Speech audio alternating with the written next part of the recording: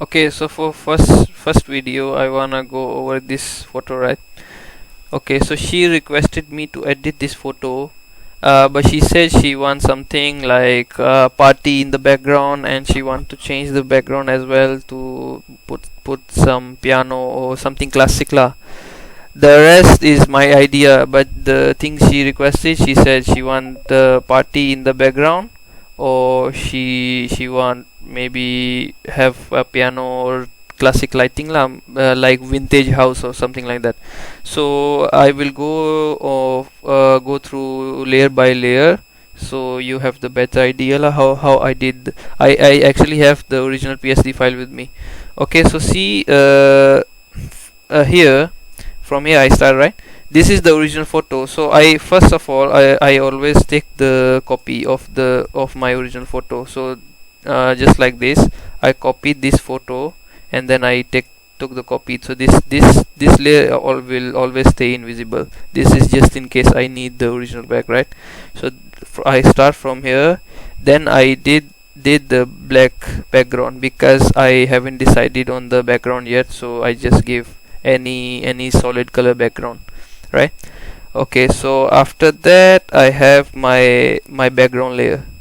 Okay, but I decided to go with this background, but before finalizing on this, you see I have many background.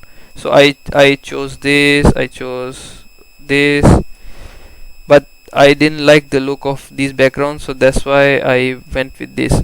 Because the most important thing is you have to match the lighting. See the lighting on the piano and her. So if you look at the original photo, the light is coming from this direction, right?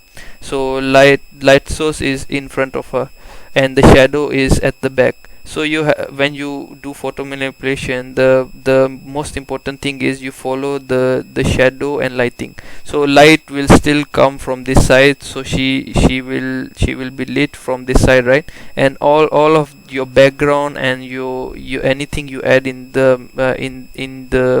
image, you have to follow the lighting. So light is still from here, and your shadow will be on this side.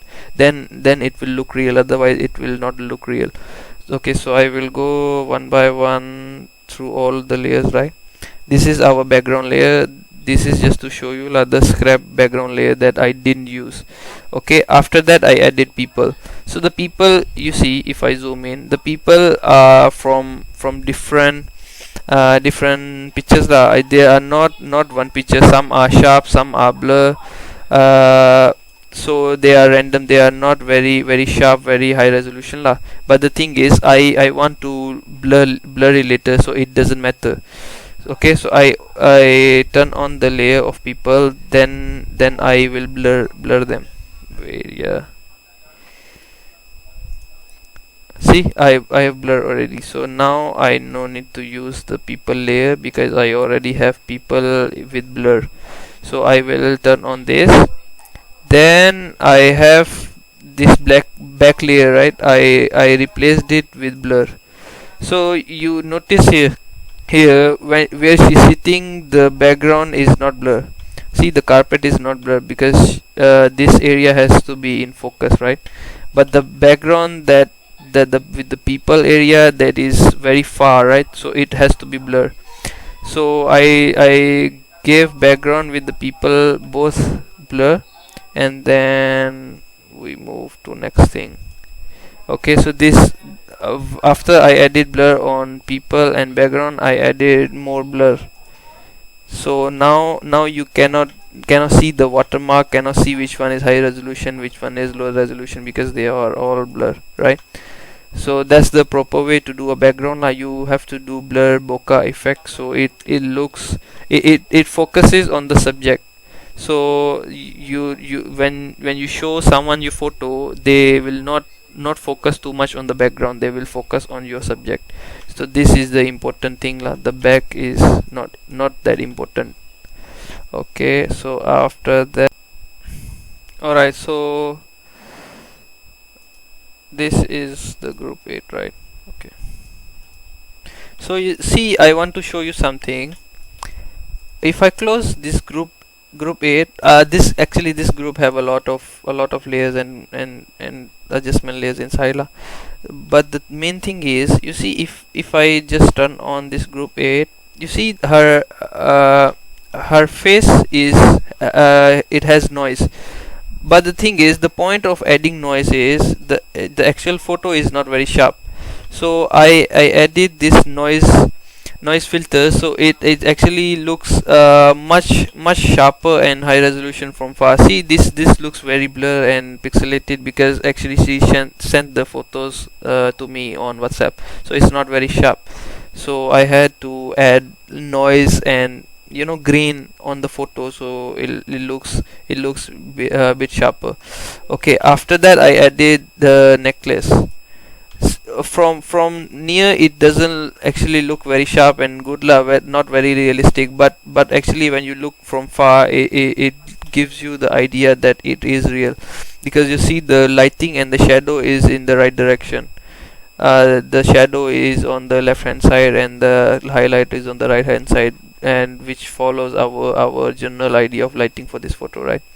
Okay, so the other thing is, I fixed her hair, I added sharpness, and I added her necklace and few details. See her hand, same thing with the hand also, right? Is not very sharp. Her jewelry is not very sharp, the one I added, but when you look from far away, it looks real. It gives the illusion that it's part of her wardrobe, right?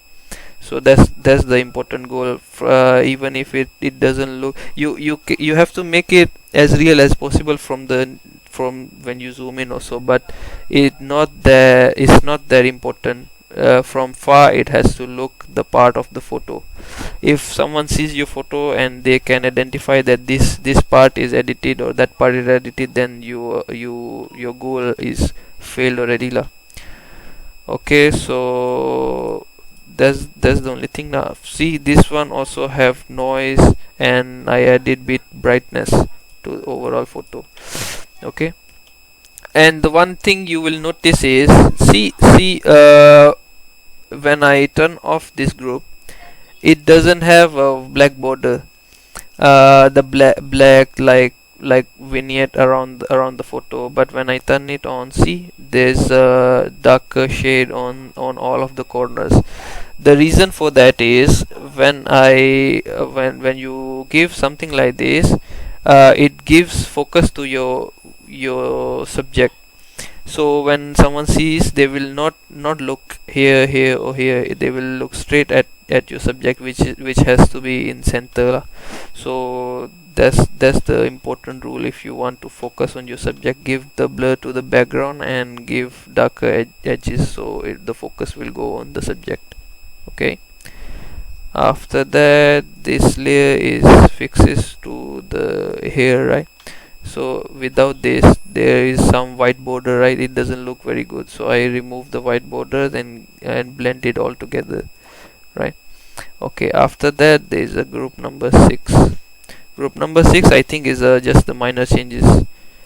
Yes, it's minor changes to hair and things like that. See, so I make it go inside to hair, so it looks real with the lighting and shadow. Same thing with this group 6 copy. This one is to the right side, and group 6 copy is for the left side, but the same concept. It goes inside the hair, so from far it looks real. Okay, then we come to the shadow fix. See, the thing about shadow is, when you are choosing the photos, right? I chose this piano, this is the different file, our subject is different image, and then the people and background all are different images that we are manipulating together, right? So all of these images, when you are choosing, before the editing even begins, when you're choosing just the photos, you have to look for the same lighting and shadows.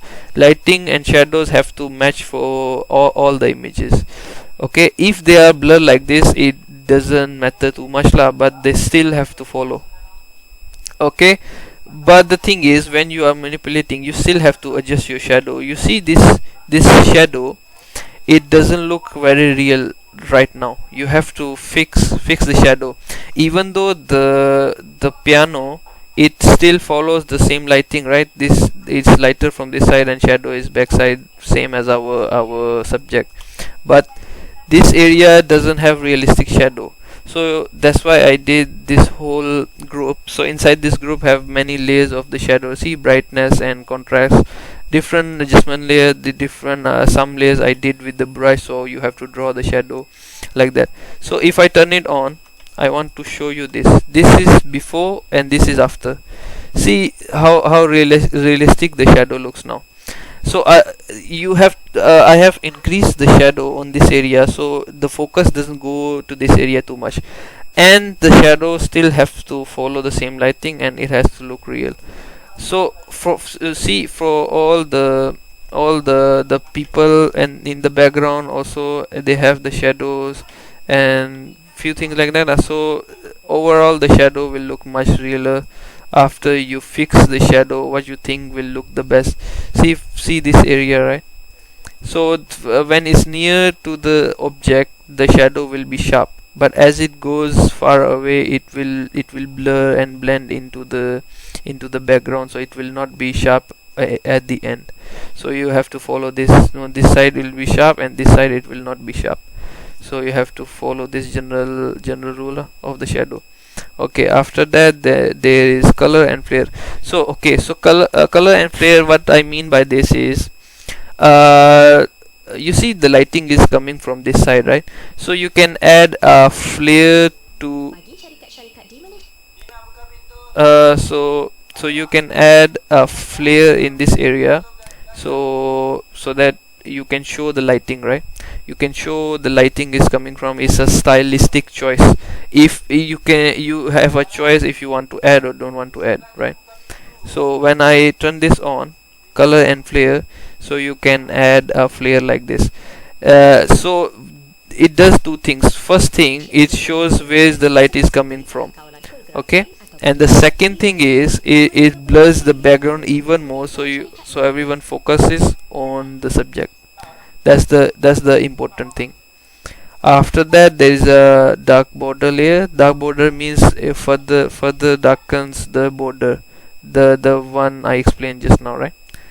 See, it adds little, but it's still important.